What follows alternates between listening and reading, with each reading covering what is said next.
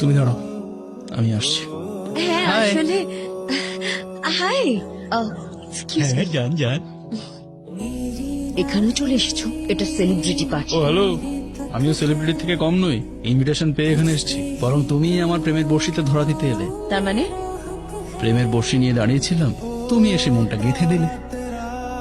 আচ্ছা, তোমার মন খারাপ কেন? কাল কোর্টে যা কিছু হলো তার জন্য ওর খারাপ পা দুটো লাগছে। কেটে দিয়েছি, কি? পা কেটে আলাদা করে দিয়েছি। বীরেন্দ্রর পা তুমি কেটেছো? তার জন্য আইন আছে, আদালত আছে, কি সিস্টেম করলো আছে। তোমার আইন? ওই মেয়েটাকে বাঁচাতে পারলো? ওর অসহায় বাবা মা, ওনারা ন্যায় পেলেন? তোমার উইমেন অর্গানাইজেশন, ওরা কি করলো? আচ্ছা, ওদের কথা বাদ দাও। তুমি তো এমএলএ, তাই না? তুমি কি করতে পারলে? যাক, বাদ দাও। যেটা ঠিক মনে হয় সেটাই করি, আর যেটা ভুল মনে হয় সেটা কখনো করি না। এটাই আমার আদর্শ, এইভাবেই বাঁচি। বাঁচা মরার পরোয়া তো আমি এমনিই করি না। মিলিটারি ট্রেনিং নিয়েছি, নিয়ম মেনে চলা আমার অভ্যেস, যাই হোক না কেন। যদি ওরা সত্যিটা জেনে যায়? মেরে ফেলবো। 24 ঘন্টা সিনিয়র সিটিজেনদের সাথে ঘুরতে ভালো লাগে। ভালো তো লাগে না, কিন্তু তাছাড়ার উপায় বাকি। ক্লাবে যাবে? তুমি কি পাগল নাকি? ওখানে যাওয়ার জন্য পাগল হতে হয় নাকি?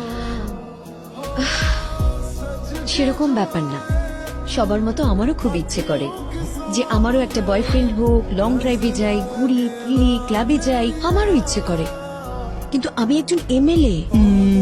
তোমাকে একটা জিনিস বলছি, কনভিন্স হলে চলো, নয়তো ড্রপ দ্য আইডিয়া। কিরকম আইডিয়া? তোমার ঠাকুরদা তো মহান ফ্রিডম ফাইটার ছিলেন। 1922 সালে ব্রিটিশদের অত্যাচার বেড়ে গেল, উনি বন্দুক হাতে তুলে নিলেন। ঠিক বলেছি তো? বিয়ে করার পরেও বাচ্চা হলো না।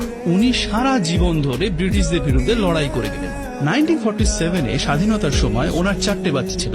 মানে সারাদিন লড়াই করার পরেও রাতে রোম্যান্সের টাইম ঠিক বার করে নিতেন। মোটেই না, আমার ঠাকুরদা এরকম ছিলেন না। তোমার ঠাকুমা বেঁচে থাকলে কনভিন্সড হয়েছিল। রানী আসছে। ডিজিপির পার্টিতে তো তুমি ভয় পাইয়ে দিয়েছিলে। কি বলছো কাকা? আরে বাপরে, ভয় তুলতে এসে গেছে। কিন্তু আমি বাবার সঙ্গে দেখা করতে এসেছি। পদ্মা, তুই এসে গেছিস? চল আমার সঙ্গে চল। তাই ডাকলো জিজু।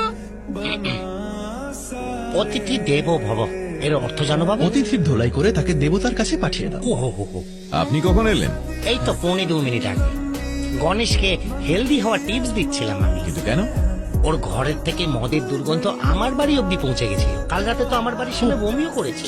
ও উন্নতি করছে। আমার হাতে মরবে, ওকে আমি মদের চুবিয়ে মারবো। মানুষ রিল্যাক্স করতে আর এনজয় করতে মদ খায়, নিজের কর্তব্য মনে করে মদ খেও না কখনো। ওর মুখে তালা লাগাও। এমন উচ্ছনে যাওয়া ছেলেদের একটাই উপায় আছে, সিম্পল। ওর বিয়ে কেন দিচ্ছেন না? ওকে কে বিয়ে করবে?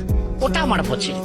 আলকাট্রার থেকেও কালো, মাধ্যমিক ফেল, এক পা পেছাদের খোঁড়া, 2 বার বাড়ি থেকে পালিয়ে গেছিল। তার সঙ্গে ওর ঠিকুজি ঠিক মিলে যাবে। যদিও খোঁড়াই হয় তাহলে পালালো কি করে? হ্যাঁ, মেয়েকে কি ছেলের মতো বেকার ভাবছেন নাকি? ও ঘোড়ায় করে পালিয়েছিল, ছুটে নয়। কোন এমএলএ এমপি ওকে বিয়ে করবে? হ্যাঁ, কেন করবে না শুনি? দেখো, সোজা অ্যাসেম্বলি থেকে এসেছে।